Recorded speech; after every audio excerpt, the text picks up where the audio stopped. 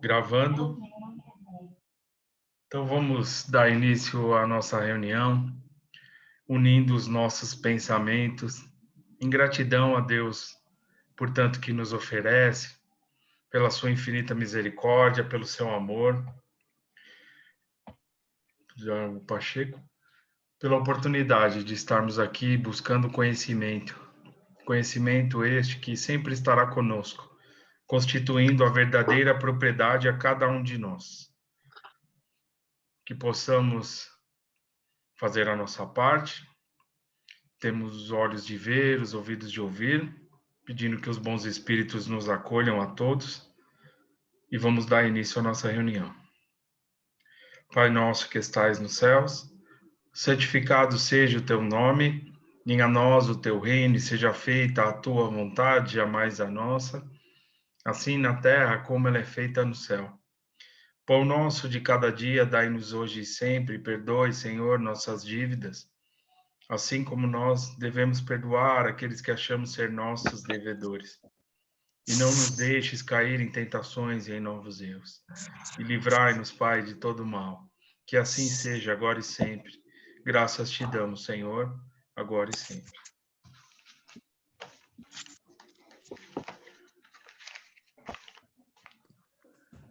Do capítulo 4, ninguém pode ver o reino de Deus se não nascer de novo.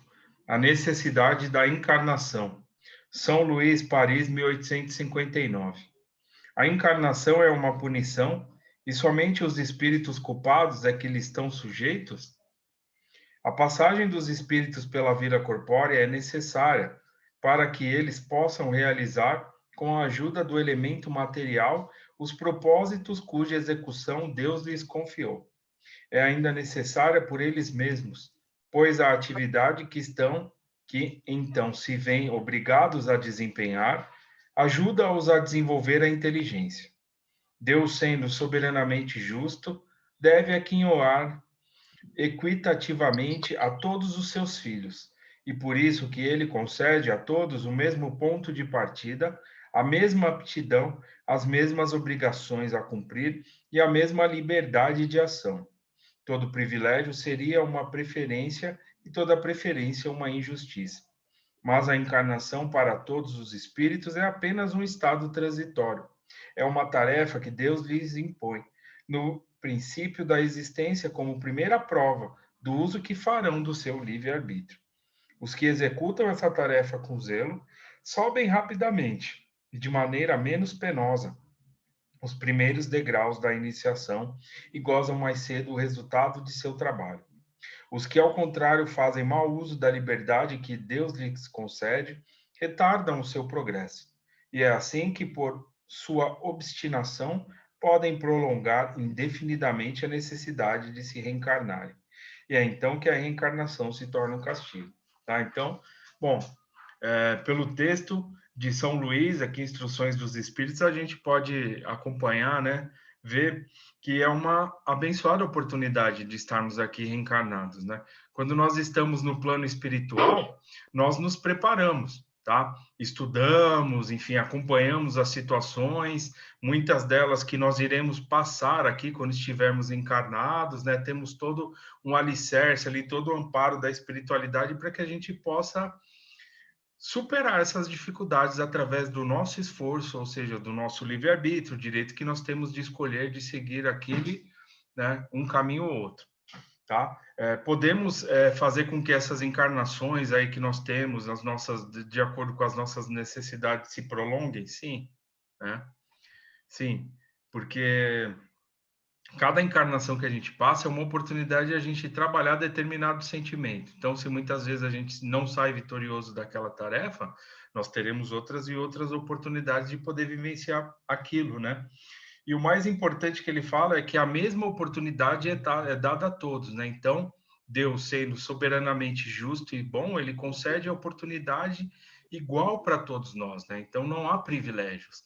Então, se a gente pegar Jesus, né, a sua caminhada evolutiva, ele teve oportunidades, assim como nós também. E ele fez escolhas, né? Então, as escolhas fizeram com que ele pudesse passar por outras etapas ali, passar por outros caminhos, e seguir aí essa caminhada evolutiva dele. E aí, o que que a gente está fazendo, né? Então, a gente tem que viver essa encarnação hoje que nós temos esses momentos como algo muito importante, né? Só da gente parar para pensar em tudo que a gente já passou, tudo que a gente já vivenciou, hoje, enfim, ontem, né? Nós temos aí uma bagagem muito grande. Mas vamos caminhar hoje, né? Vamos olhar hoje, o que a gente pode fazer hoje, dentro das nossas possibilidades e sempre procurando dar um passinho a mais, criar um alicerce a mais, e a gente vai ver que é possível e quantas oportunidades vão se abrir ao longo aí da nossa caminhada evolutiva. Regredir jamais, ninguém regride. Podemos estar estagnados, né? Ou seja, podemos parar aí por algum momento, mas regredir jamais. Então, vamos seguir adiante, tá? Então, por isso que a encarnação é muito importante, porque as oportunidades que a gente tem, elas que vão conduzir a nossa evolução, a nossa melhoria através das situações que a vida venha nos oferecer no dia a dia, enfim, principalmente nas dificuldades, né? Tudo bem? Alguém quer acrescentar alguma coisa? Então é isso aí, pessoal. Então, e lembrando que nós não pedimos essa encarnação, nós imploramos, viu? E quantos irmãos nossos estão do lado de lá querendo ter uma oportunidade que a gente tem, né? Então, vamos olhar com carinho aí para essa nossa caminhada aí que a gente só tem a ganhar, tá? Tudo bem? Então, encerramos aqui o nosso evangelho e vamos dar continuidade aqui ao nosso estudo do livro Missionários da Luz. Então, capítulo da obsessão, né? Que é o capítulo 18.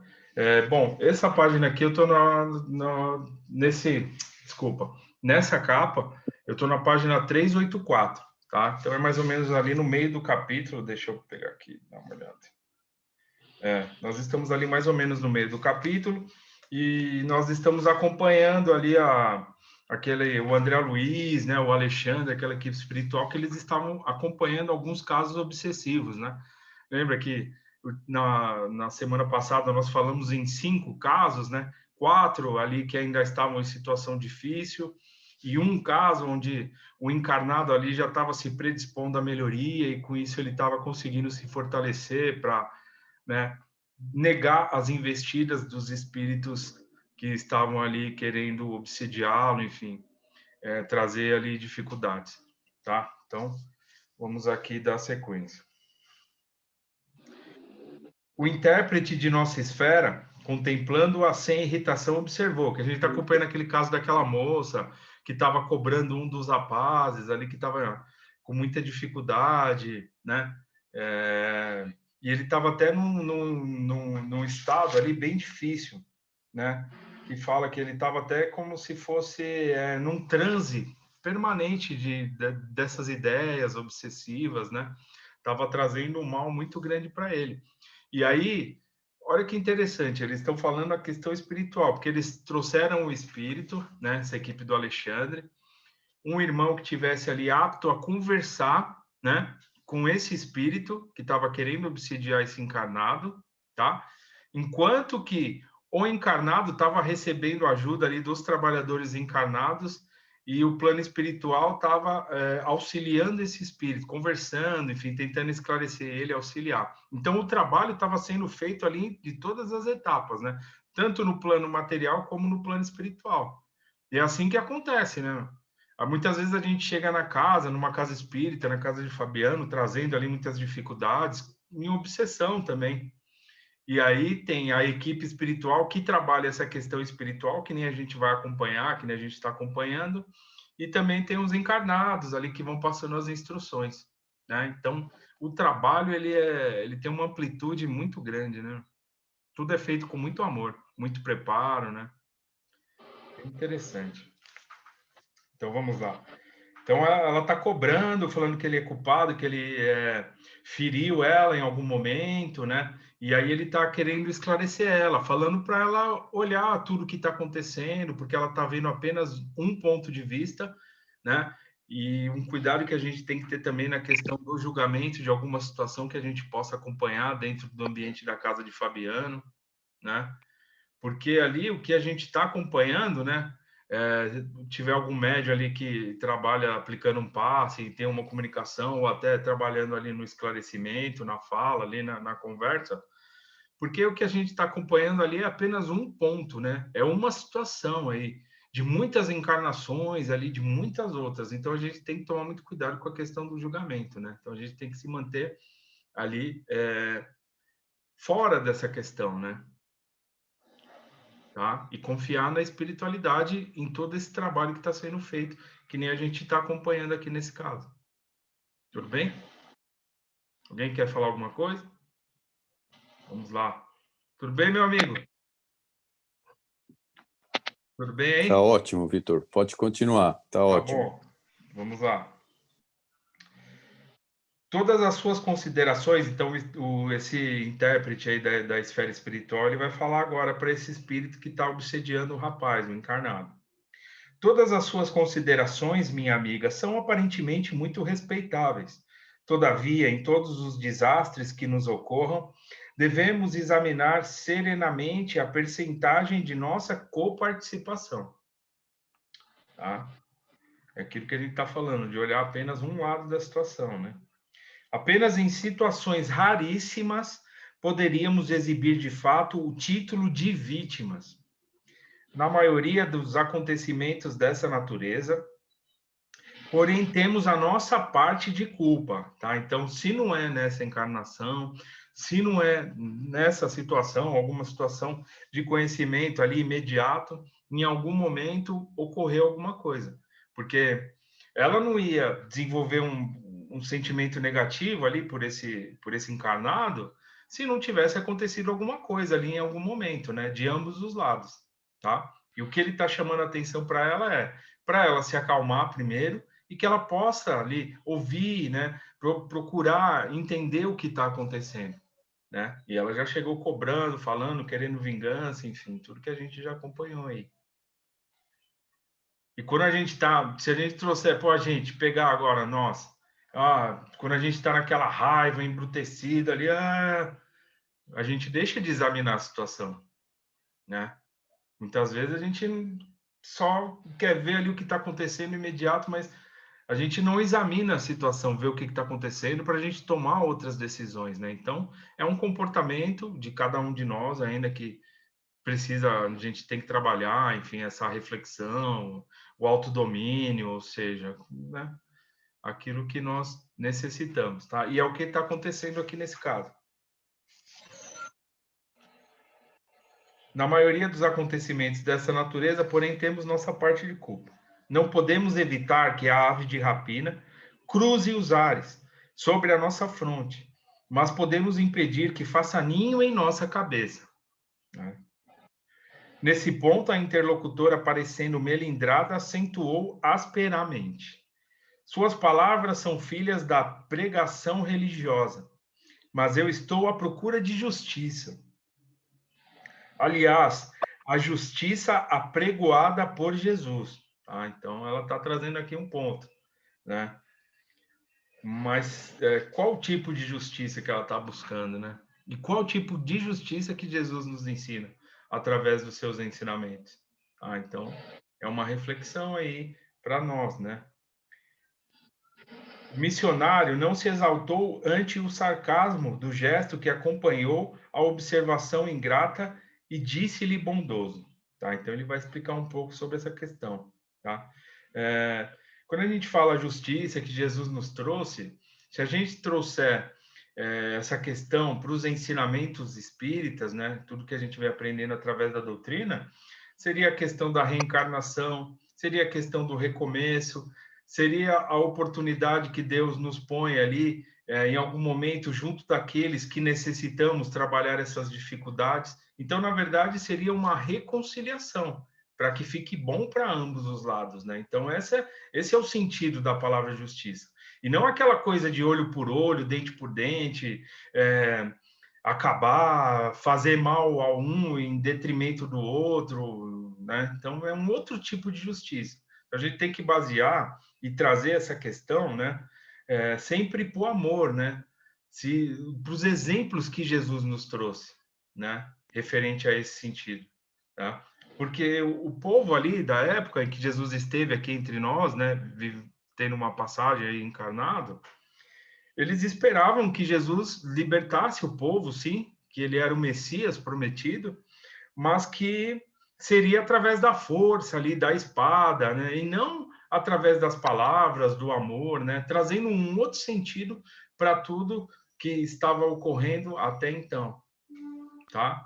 Então, não é nesse sentido de fazer mal a um, né, em relação ao outro. Pelo contrário, é que tudo ocorra bem ali dentro das possibilidades, necessidades de cada um, mas que fique bem para ambos. Por isso que essas questões de obsessão, elas devem ser esclarecidas, é através do esclarecimento, tá? O Herculano Pires, através do livro lá que nós já estudamos, Obsessão, o Passo e a Doutrinação, ele fala ali logo no começo do livro, no prefácio até, que essas questões de obsessão, elas devem ser esclarecidas, tá? Porque se nós temos a oportunidade de nos esclarecermos referente a isso, esses irmãos aí que nos acompanham e que nós trazemos alguma dificuldade, eles também têm que ter a mesma oportunidade. Inclusive o que a gente está acompanhando aqui, que essa irmã, ela não está sendo excluída da situação, pelo contrário, eles estão fazendo um convite a ela, né? Tudo bem? Alguém quer falar alguma coisa? Então vamos lá. O missionário não se exaltou ante o sarcasmo do gesto que acompanhou a observação ingrata e disse-lhe bondoso: a justiça, quantos crimes se praticam no mundo em seu nome? Quantos homens e mulheres que, em procurando fazer justiça sobre si mesmos, nada mais fazem que incentivar a tirania do eu. Refere-se a irmã ao Divino Mestre. Que espécie de justiça reclamou o Senhor para ele, quando vergava sobre a cruz?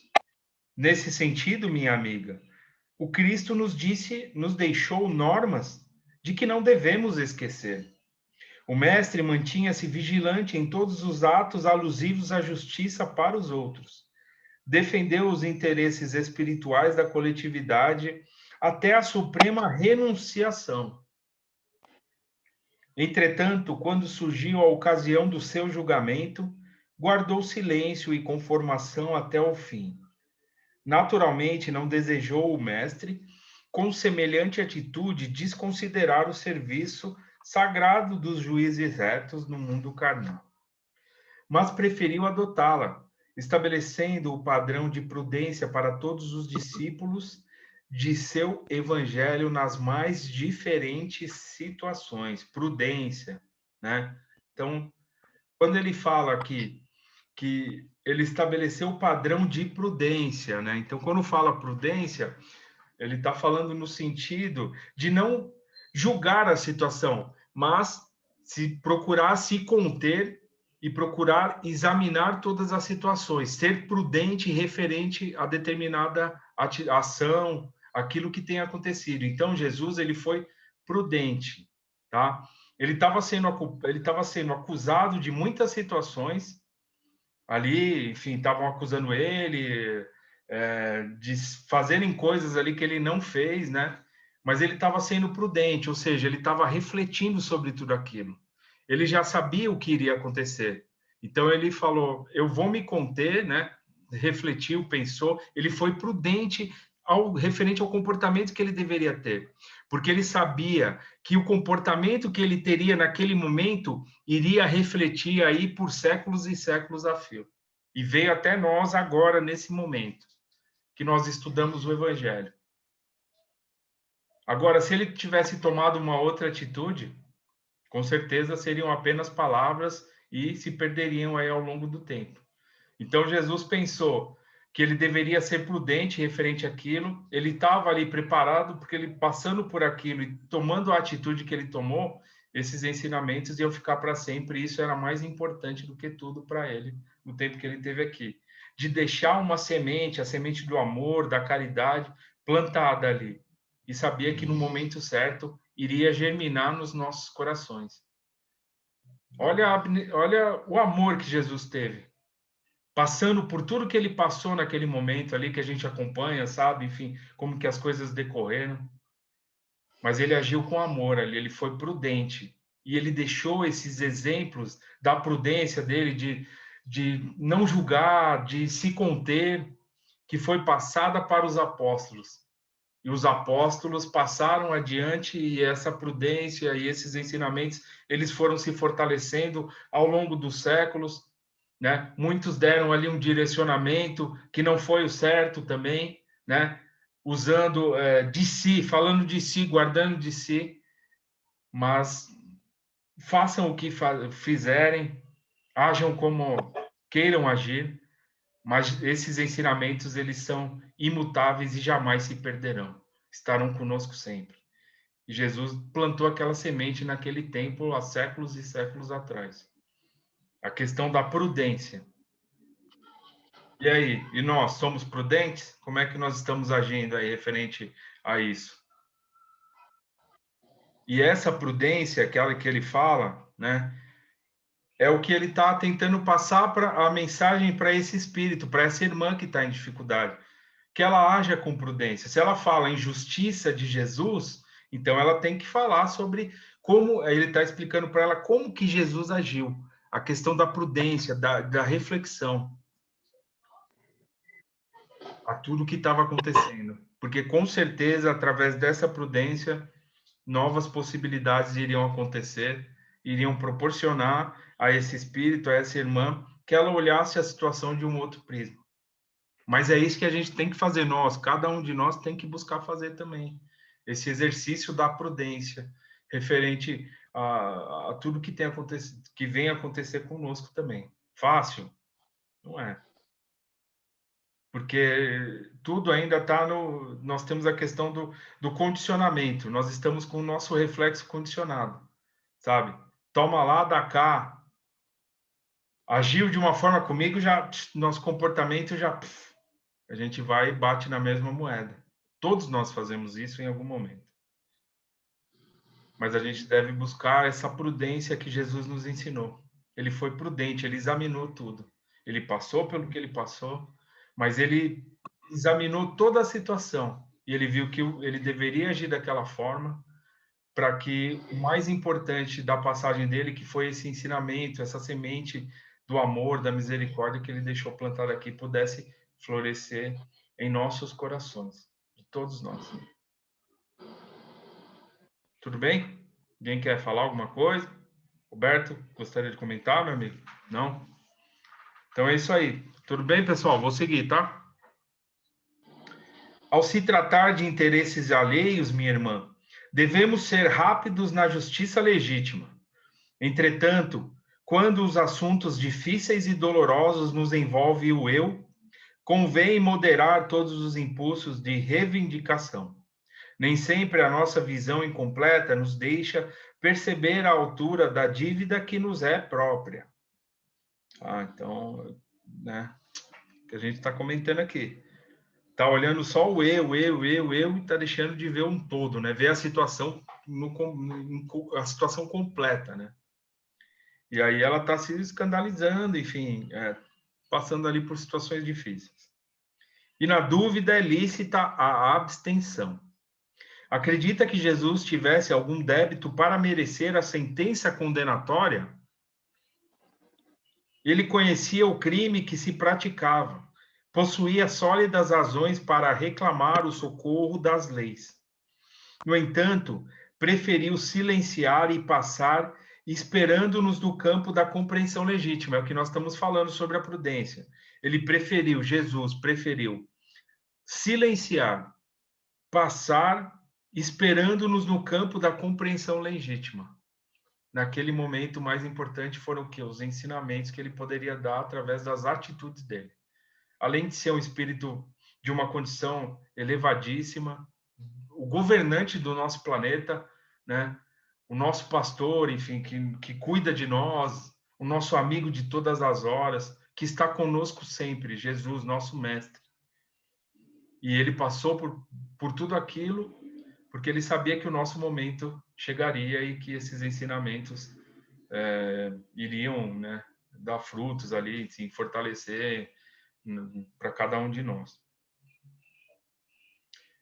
É que o mestre, acima do olho por olho das antigas disposições da lei, ensinou o amai-vos uns aos outros, praticando invariavelmente. Confirmou a legalidade da justiça, mas proclamou a divindade do amor. Demonstrou que será sempre heroísmo o ato de defender os que merecem, mas se absteve de fazer justiça a si mesmo, para que os aprendizes de sua doutrina estimassem a prudência humana e a fidelidade divina. Confiar em Deus sempre e ser prudente referente a tudo que nos chega. Refletirmos, tá? Vamos ser prudentes, vamos refletir, vamos saber se aquilo será bom para nós, o que nós queremos para nós. Vamos refletir sobre tudo que vem a nós, né? Sermos prudentes.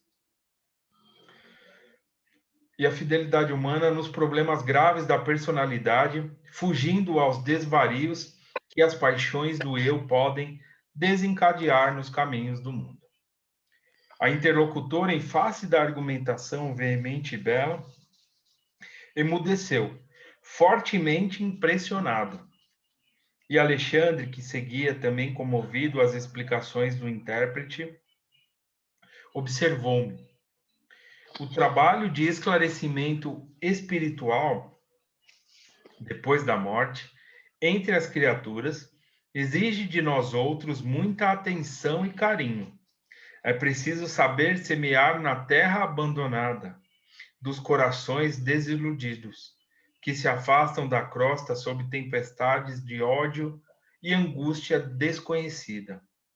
Diz o livro sagrado que o princípio era o Verbo.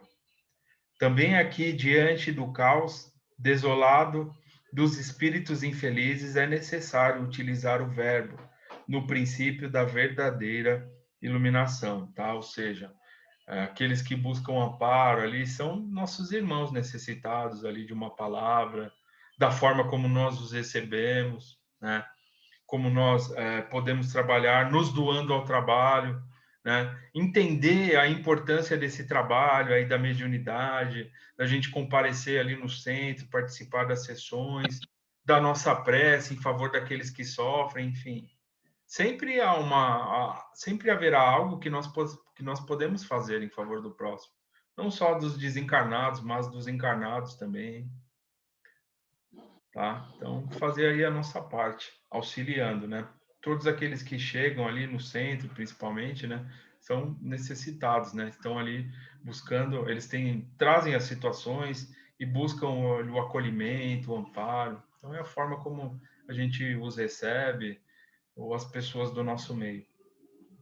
A gente sabe que muitas vezes a pessoa pode estar ali passando por muitas situações difíceis e o simples fato de a gente dizer um bom dia, por exemplo, pode mudar toda uma situação, pode contribuir de alguma forma para aquela pessoa que pode estar tendo pensamentos bem difíceis, ou até mesmo nós, quando nós estamos nos dias difíceis também, às vezes alguém vem a nós e deseja um bom dia, né? Pergunta se está tudo bem, enfim, isso aí faz toda a diferença, não faz? Para todos nós, né? Então é isso aí. Então que a gente possa pegar essa questão da mediunidade, né?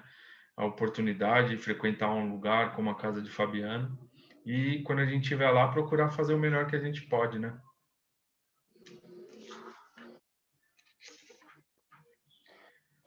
Seis minutos, vamos lá. Não podemos criar sem amor, e somente quando nos prepararmos devidamente edificaremos com êxito para a vida eterna.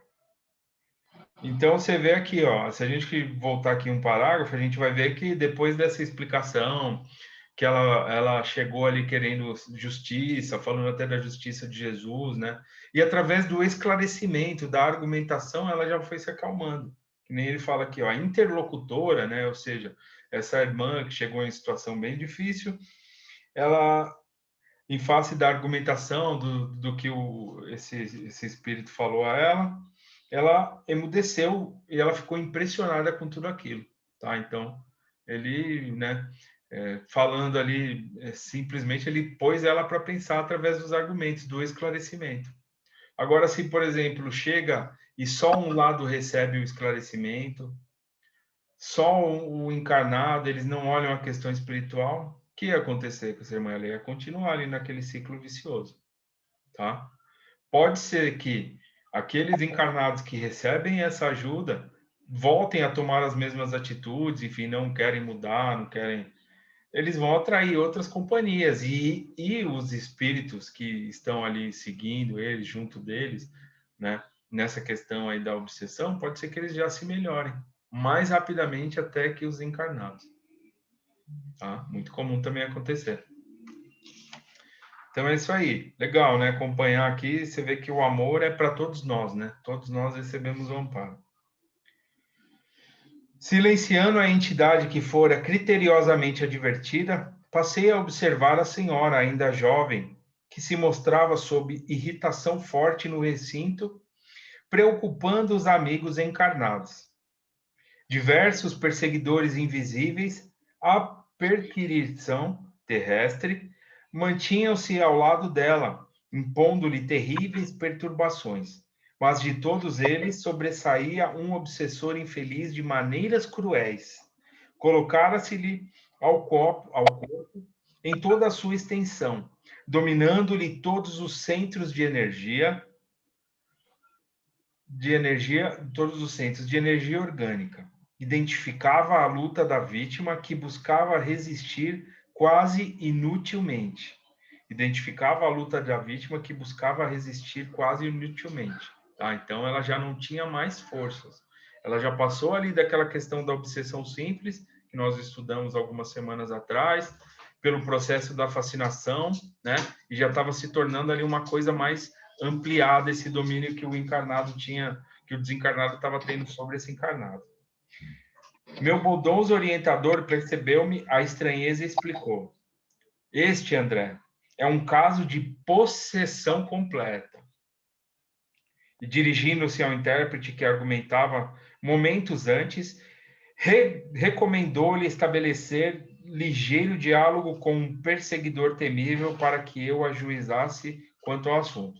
Então, iremos parar por aqui, porque vão entrar alguns detalhes importantes para que a gente possa estudar, tá? Mas é aquela questão da possessão, da subjugação, tá? Então, quando ele fala possessão completa, não é que o espírito vai entrar dentro do corpo do encarnado e tomar esse domínio. Essa questão não existe. A gente tem que abolir isso. Ele tem o controle sobre a questão dos pensamentos, da vontade, ali do encarnado, tá? Então, ele está dominando ali o perispírito, está dominando a questão, ele está tendo esse domínio completo referente à questão espiritual, não material, tá? Então, ele tem o controle sobre esse encarnado, sobre o espírito, né? E esse obsessor tira a vontade, o querer, né? E faz com que o encarnado passe ali ter atitudes, ali tomar ações de acordo com a vontade desse obsessor. Ele não tem mais força para lutar, tá bom? Então a gente vai acompanhar aqui, vamos saber o porquê que está acontecendo isso também, porque como a gente foi advertido anteriormente, a gente tem que olhar os dois lados da situação. Então vamos ver o que eles vão falar referente a essa moça, que é essa senhora, também porque ela deve ter ali algum ponto ali, alguma coisa que precisa ser esclarecida também. Tá bom, pessoal? Tudo bem? Alguém quer fazer uma pergunta? Tem 2 minutinhos aí. Bem? Então é isso aí. Então vamos parar aqui com calma para a gente não fazer a nossa pré-corrida. Da última vez, acho que parou no meio da metade. Parou na metade, né? Então, que bom. Então vamos lá. Semana que vem, o meu amigo querido, Roberto. E aí depois na outra semana a gente retorna aí, dando continuidade nesse capítulo. Estão gostando do capítulo? Tá bom? Se alguém tiver alguma coisa, quiser falar, fique à vontade, tá? Trazer aí para experiências, situações. O aprendizado é de todos nós. Então é isso aí. Então vamos finalizar. Agradecer a Deus que nos amparou, esses espíritos amigos que nos trouxeram esses conhecimentos, né? Esses ensinamentos a todos nós, para que juntos pudéssemos compartilhar, refletir, né? Interiorizar, cada um ali trazendo o melhor a si. Pai nosso que estais nos céus, santificado seja o teu nome, venha a nós o teu reino, seja feita a tua vontade, jamais a nossa, assim na terra como no céu. Pão nosso de cada dia dai-nos hoje e sempre. Perdoe nossas dívidas, assim como devemos perdoar aqueles que achamos ser nossos devedores, e não nos deixes cair em tentações. Livra-nos do mal, que assim seja. Graças a Deus e a Jesus. Agora teremos a segunda parte, a Tati que vai trazer, acho que o tema para a gente hoje. E quem que vai chamar? Você chama também, Tati, a reunião? Eu chamo a reunião, mas não sou eu, não. Ah, não é você? É a Conceição, né? Sim, Nossa, pode deixar. desculpa, eu cometi o mesmo erro semana passada. Perdão, pessoal, Mas me perdoe, tá? se a Tati tiver pronto um tema, maravilha, não tem Não, problema. não, por favor.